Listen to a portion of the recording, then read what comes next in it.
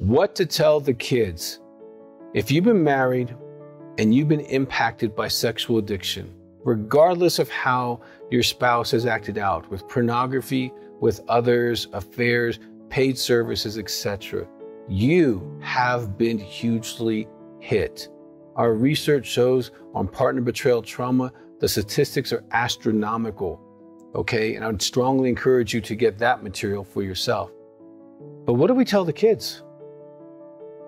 Do the kids need to know anything, everything, something? Now, there's a lot of variables that go into that conversation. Like if the child was the one who found the issue, or was the person who told you about the affair. Is the child 4, 14, or 40? Okay. There are a lot of variables that you want to consider before you go down the path of sharing everything you know with your children, because they're going to be impacted the rest of their lives. Are you working on the relationship? Is the marriage working towards reconciliation? Are you in counseling? There are a lot of variables, and I can tell you that I would rather you watch this video and really let me walk you through some ideas you would not be aware of. I have sat with couples for over 35 years who've been cheated on, pornography addiction, all forms of sexual addiction. And there's wisdom in really thinking through this process.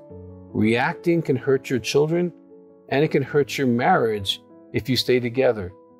How you do this as a team or individually, how you walk through the process, the things you need to consider are very weighty, because your children are going to be impacted as soon as this information hits them. And so when, how, all the basics of doing this process are in what to tell the children. And I'm really grateful if you have watched this or going to watch this before you go down that road.